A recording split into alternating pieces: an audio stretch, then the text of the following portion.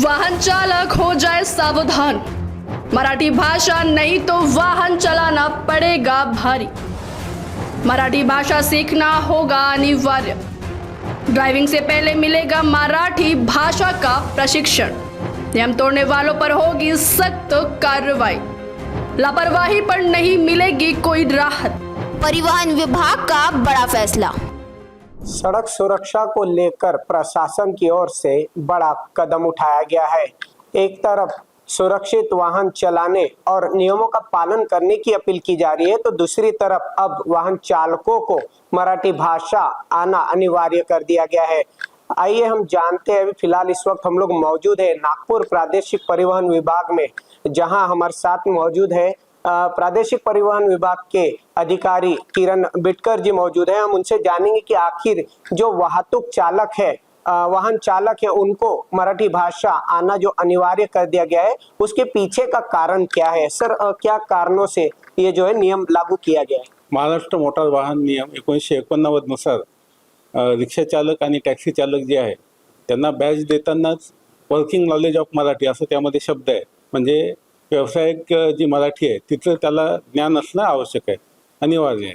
त्यामुळे आपल्याकडे जे रिक्षा चालक किंवा टॅक्सी चालक जे येतात बॅच घेण्यासाठी, तेव्हा आपण त्यांचं एक तर कॅरेक्टर व्हेरिफिकेशन करतो. त्याच्यामध्ये पोलीस विभागाकडनं आपण त्यांची तपासणी करतो, यांच्यावर काही गुन्हे दाखल आहेत का किंवा काय.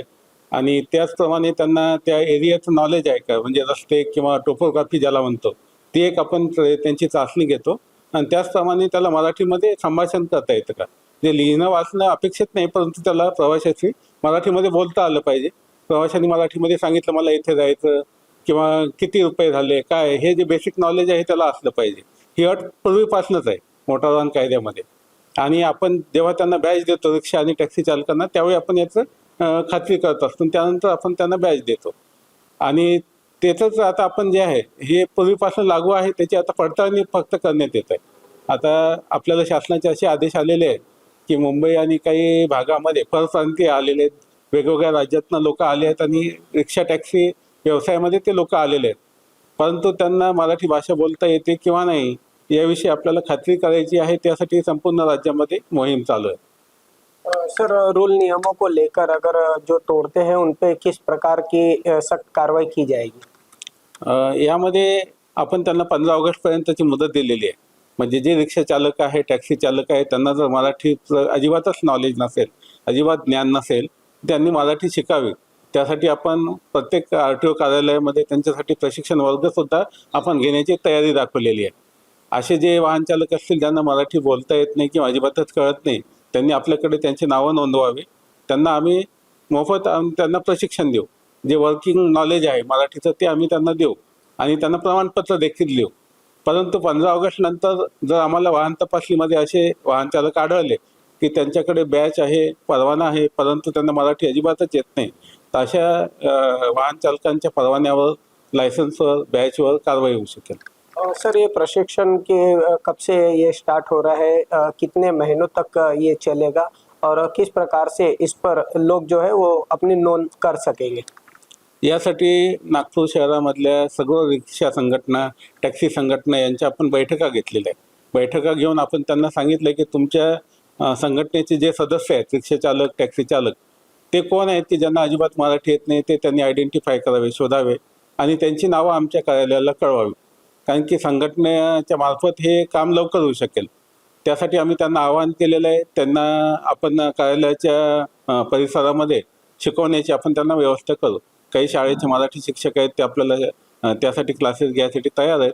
त्यांच्या माध्यमातून आपण त्यांना बेसिक नॉलेज आहे मराठीचं ते देऊ आपण त्यांना. अभी जो यातायात को लेकर क्या जो है कड़े कदम उठाए गए हैं जिससे यातायात सुरक्षा को लेकर और जो पहल है वो कड़ी हो सके?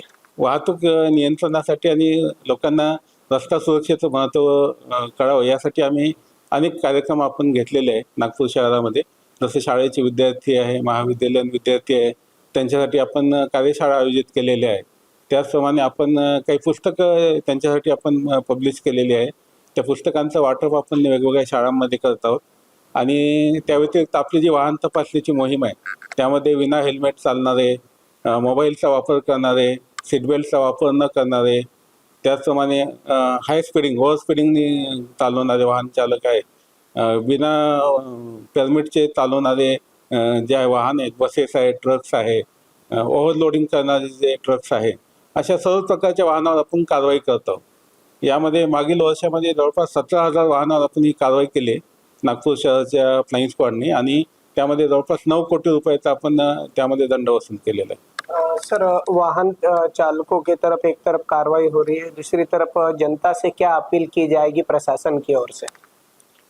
सर्व नागपूर शहरातील जनतेला आमचं हेच आव्हान आहे की मोटार वाहन नियमांचं काटेकोरपणे पालन करावं आणि जे अपघात होतात त्यांचं प्रमाण कमी करावं, जे नागरिकांचे मृत्यू होतात अपघातामध्ये ते आपण कमी करावे, यासाठी प्रशासनाला आपण सहकार्य करावं. धन्यवाद. तो ये थे हमारे साथ में नागपुर प्रादेशिक परिवहन अधिकारी किरण बिटकर जी, जिन्होंने बताया कि जनता एक तरफ अपनी सुरक्षा को लेकर, सुरक्षित वाहन चलाने को लेकर नियमों का पालन करे, तो दूसरी तरफ मराठी भाषा को लेकर जो ये नियम लागू किया गया है वो अनिवार्य किया गया है, उसका प्रशिक्षण भी यहाँ प्रादेशिक परिवहन विभाग की ओर से भी दिया जाएगा। और बाहर से जो लोग यहाँ आते हैं जिनको मराठी भाषा का ज्ञान नहीं है, तो उनके लिए एक ये संधि बताई जा रही है, जिसको लेकर वाहन चालक जो है वो सुरक्षित यात्रियों को भी अपने मंजिल तक पहुंचाने का काम करेंगे और उन्हें पूरे नॉलेज, जो परिसर का जो है वो नॉलेज भी उनका बढ़ेगा। और कहीं ना कहीं एक यहाँ प्रशासन की ओर से जो ये कदम उठाया गया है, ये जनता की भलाई के लिए सराहनीय बताया जा रहा है। कैमरा पर्सन उदय सोनवानी के साथ सुरेंद्र सिंह नागी, नागपुर समय, नागपुर।